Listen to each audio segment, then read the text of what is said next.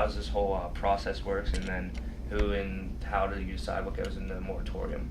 Okay, so maybe I can start from the very, very beginning and just give you some of the background information that's important to understand why we're even coming forth with a proposed operations and workforce plan. So our enrollment is down from fall 2010, which was our high point, to fall of 2013. It is down 16%. That's a significant drop. It's 1,365 students down. And what that involves is something that we know was going to happen. The demographics predicted it. There are fewer traditional high school age students graduating in Pennsylvania ready to come to college. And there are fewer adults who are coming to college, the slightly older students. So this was predicted. It's happening across the state, and it's happening to us as well. At the same time, the number of faculty that we have here at the university has declined some since fall of 2010, and particularly because there were a number of retirements last year, but it's declined only about 6.5%. And so where we are now is we have more faculty than we need to teach the number of students that we have. So that's one thing.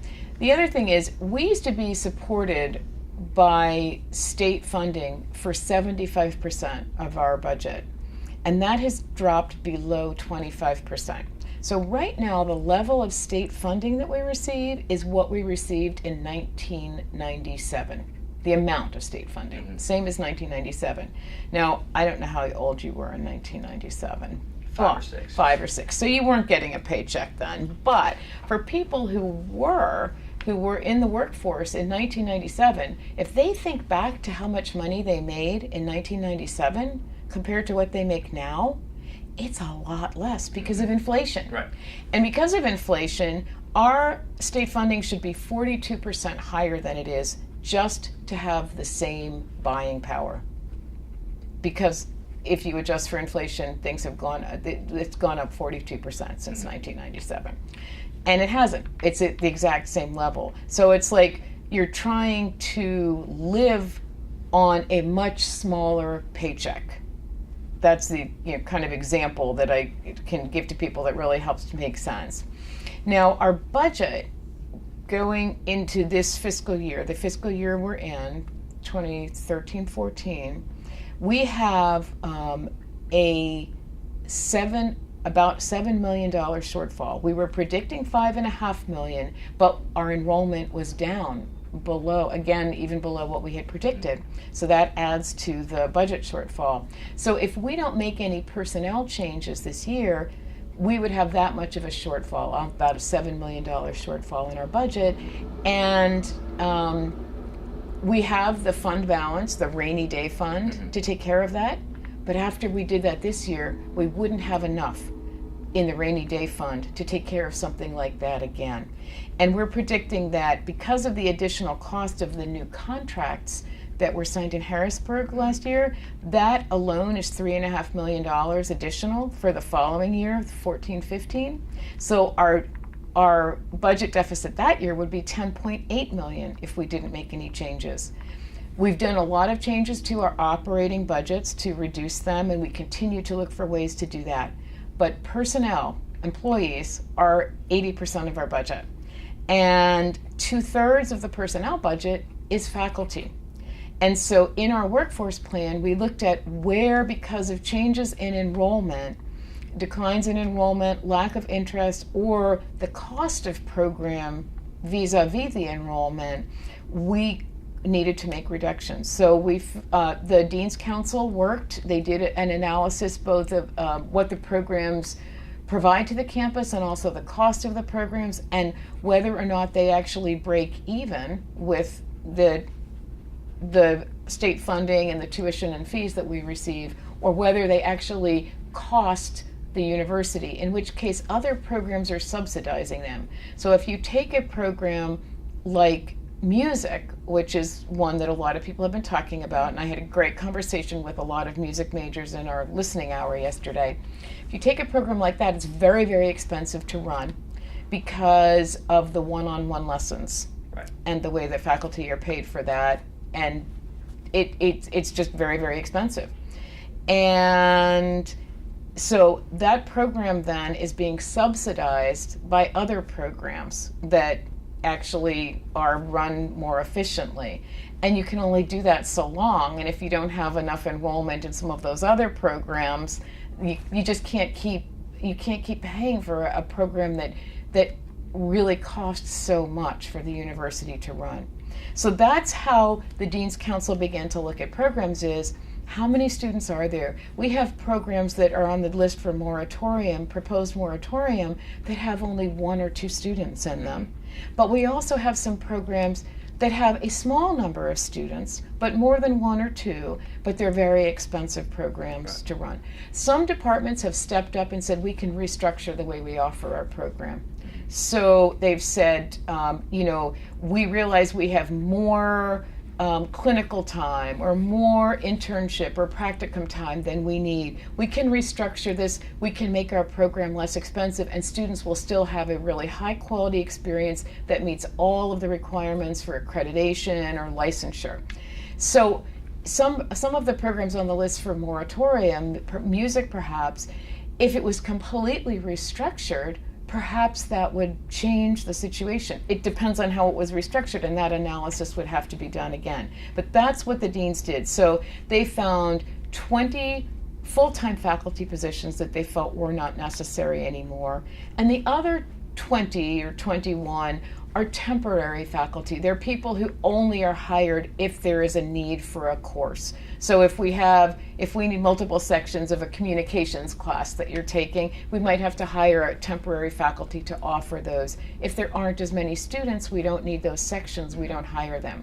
So that's where the other 20-some faculty, FTE, faculty, full-time equivalent faculty positions come from. They're just temporaries who wouldn't get a contract because we wouldn't have the need for them.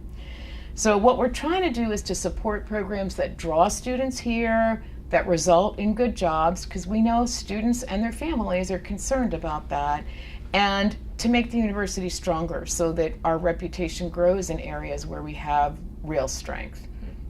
And then you mentioned some of the other programs that, like, these are just a few like follow-up questions just for background. Sure. Like you said that music is subsidized. You know, like what kind of other departments are like, I guess like the expensive departments? Yeah. Oh, who's paying for it? Okay, well, the programs that are least expensive are programs that don't require internships or clinicals or one-on-one or smaller studio classes or whatever. So, I mean, there's a long list of programs that they basically just offer classes, and they offer classes to a lot of students. So programs that have a lot of students that, classes are full, are definitely helping to subsidize these other programs. Are you a communications major? Journalism. Journalism. Okay, so it's all in the same department. So that's a department that's a very strong department. You have a lot of majors in your area. The classes are full. And so that's where departments like that are helping to pay for these other programs that are much more expensive. Think about other programs like psychology, for example. It's a very popular major. The classes are full. They have large classes at the introductory level, smaller as students get more advanced. Those are the programs, the ones where there's a lot of student demand. And they're really vibrant programs that draw students and keep students' interest, that are, in a sense, subsidizing the programs that cost more. Some programs cost more, but they're really important to our region as well, like nursing. Nursing is an expensive program because all of the clinicals, but we know that we have real need for more nurses in the region. What the nursing department has done is to say, we know our program's expensive.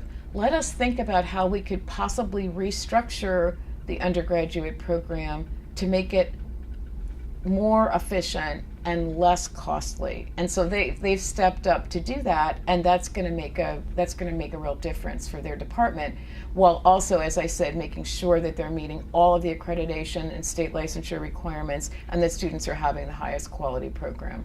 Okay, and then my next question here is, you said that there's like some programs that have like 1 or 2 students and other ones that are larger. Do you know exact number of students that are being affected by programs being put in the moratorium?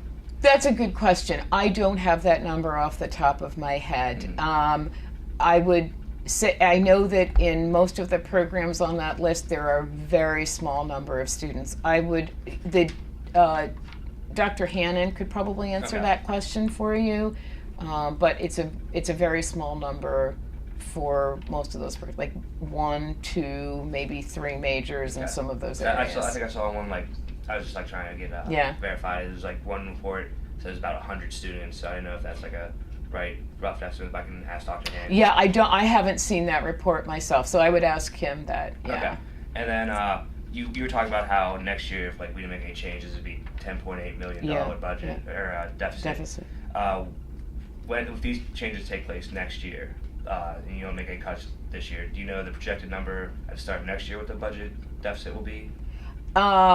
That's a very good question. So first of all, there will be changes this year because all of the other cuts in the operations and workforce plan are non-faculty.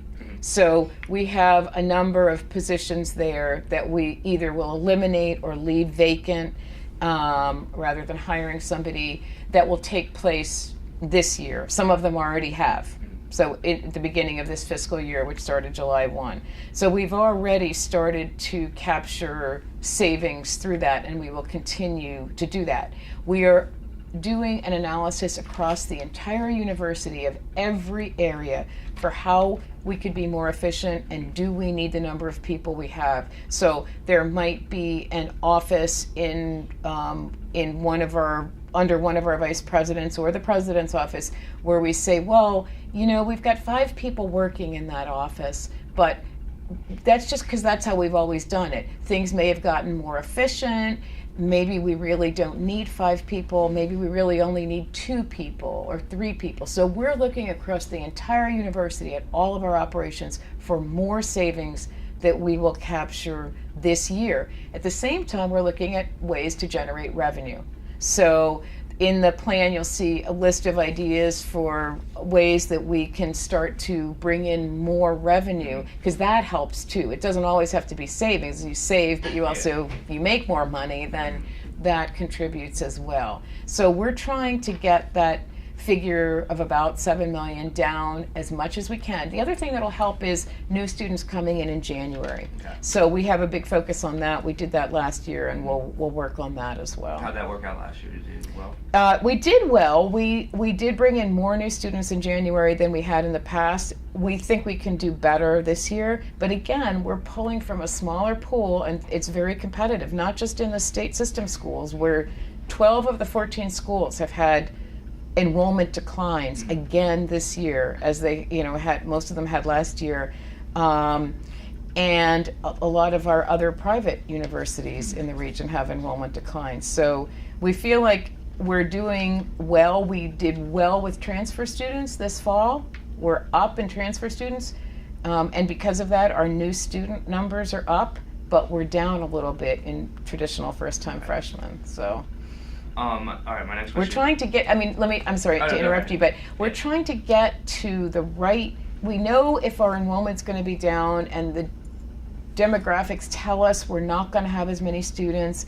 We can't keep this idea we're going to grow. We know we have to get to the right size in terms of the number of students we can attract and what is going to work for the university. And to do that, we have to get to the right size of employees to serve those students. Right.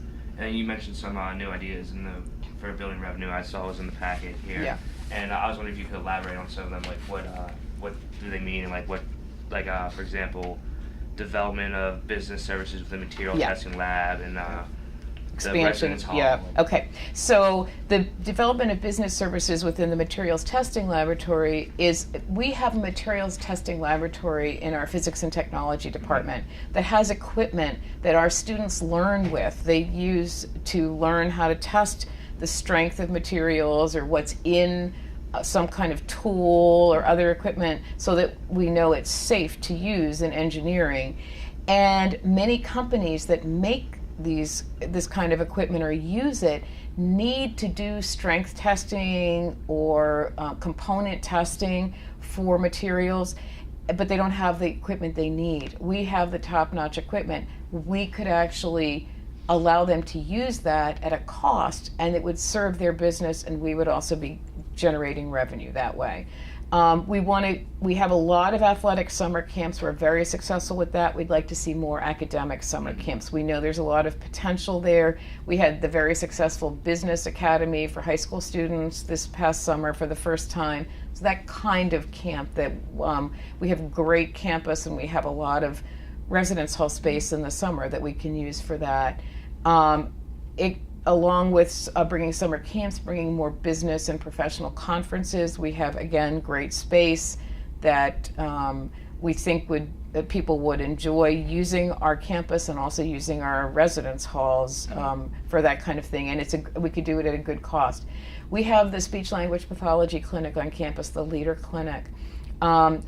We do not do third-party billing in that clinic.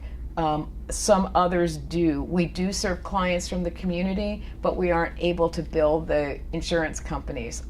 That's a real potential for something we're already doing, where we're basically, because we don't have the billing in place, we're not making the money on that we could. It's not easy to put that third-party billing in place, but it probably will be worth it for us, so we want to look at that.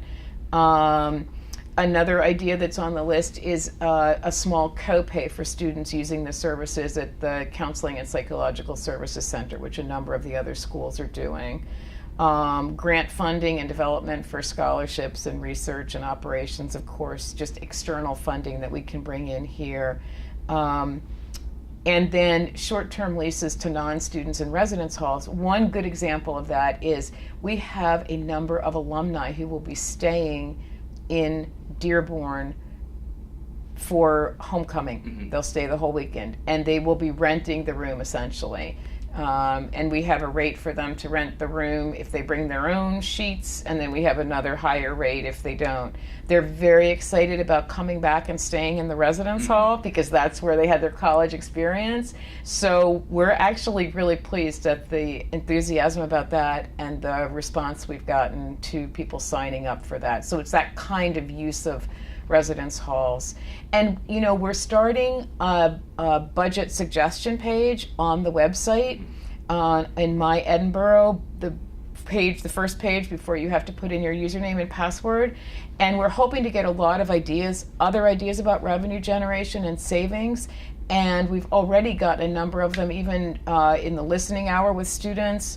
We had a meeting of university managers this morning where people had some ideas and suggestions, and then I have 2 budget forums coming up where I expect we'll get more. But the online forum will allow you to just put in ideas that you have that we can read on a daily basis and hope, we have a lot of smart people in our community, both students and employees, and we think we'll get some good ideas there as well. Oh, definitely, that's a great idea. And I'm sure a lot of people are sitting there thinking oh, how can I help? How can I help? Or I have an idea. And some of them might not work, or we might have tried them. People are suggesting things that we actually can't do because the fact we're a state school, there's all kinds of limitations on what we can do. As one example, one of the things I thought earlier this summer was, well, could we furlough people? Like a lot of places will furlough people. They'll say basically you have to take 3 days off unpaid. And if you looked across all of our employees and said, well, if everybody did that, just think about the savings we would have. And then maybe not as many people would have to be laid off because we'd be saving in another way. So the pain is shared more. We're not allowed to do that. The state does not allow us to do that. So there's all kinds of limitations, but we're still trying to think creatively about things that we can do within the state guidelines. Okay, and then I know that the union contract states that what positions need to be let go by October 30th, like they need to be let go. does that mean that's when the plan will be like fully decided, or do you know exactly when the plan is never going to be final because it's a proposal, it's an ongoing process. We will throughout the year be looking at, reviewing areas, adding to the plan. We will possibly say that we don't need that in some departments. A department might step forward and say, well, we'll restructure everything we're doing and we can be more cost effective. And so maybe faculty members who get a letter on October 30th might in the end not be laid off. So the plan is a working document that we will continue to work with to make decisions, but we'll continue to add to it as well. And so on October 30th, it's required that tenured faculty members receive letters. And then there is a series of other dates throughout the fall. No later than October 30th do you give the letters to tenured faculty members. No later than December 1st, I think, is the tenure track, the newest tenure track faculty members. But those letters aren't necessarily final either, because it may be that we find that there are some changes that can be made so that they won't necessarily be laid off. So there will be people probably who get letters, because we have to do it by October 30th for tenured, who may in the end retain their positions. Okay. And then in this new plan, you said students will be able to finish out their degree, yes, and some classes will be offered in general studies. How exactly will that work? Okay, so first of all, the classes offered in general education, for example, will be, that's a response to people saying, well, if the music major is eliminated, we won't have music on our campus. But the fact is that we would continue to have music classes on our campus, and we would still have some music faculty members.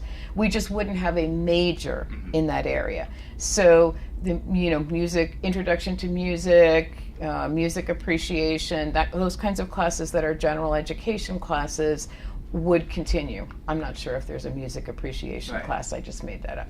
But you get the idea of the kind of class that I'm talking about. And we also have the potential to, if the department wants to continue them, which I think they will, to continue some of the ensembles. So we could still have a marching band and a chorus even if we didn't have a major in music. Most of the students in those ensembles actually are not music majors. Some of them are. I think probably about 25% of them are, but many of them are not music majors. And we know those are important activities on campus.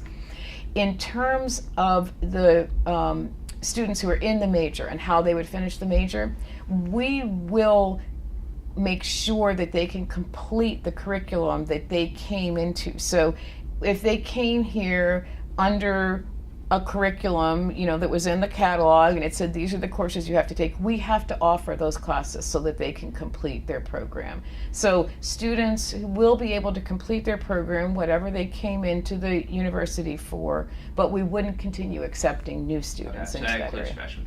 That includes freshmen, and that means that some of the faculty positions that might be eliminated might not be eliminated for next year. There may be some that would take a little longer, so that we can be sure that the students can complete their programs. Okay, and then I'm assuming like the Dean Council is the one to decide most of these things. So when you guys said expectation of growth, like things that will be improved upon, what made you guys decide what are areas of growth that you see that need to be improved upon? Well, part of it is where we see students, we see a lot of students applying into certain programs. So I think one of the areas of growth was applied media arts. Right. So we see that we have great interest in our applied media arts programs.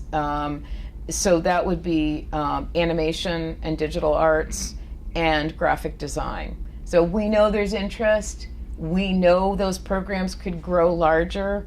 In order to do that, we have to make sure we have the right faculty and we have the right program design. But we know that there's interest. So when we think about increasing enrollment, which brings in more revenue, because we are dependent on tuition and fees with the state appropriation being so much lower, those are areas where we know there's great interest. So that's really what the Dean's Council was looking at, is where do we see a lot of interest? We hear demand from students when the admissions counselors are out saying, do you have a program in this or that? So we have evidence of interest in those areas. That's really what they're looking at. And where we have strength and a strong reputation, so that we know we can draw more students. Okay. And my next question is, Dr. Jean Jones said that she felt blindsided when you were supposed to have the meeting on Friday and then your lease is planned on Tuesday. Is that a fair statement for her to say, or what are your thoughts on that? Well, I don't think that she was blindsided, but it's certainly fair for her to say whatever she felt.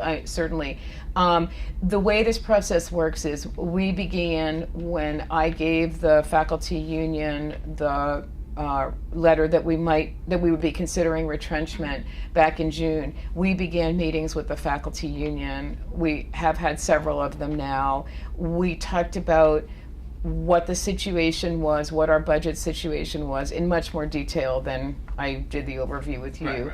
Right. And what we were going to need to do, and that we were likely going to have faculty retrenchment, which is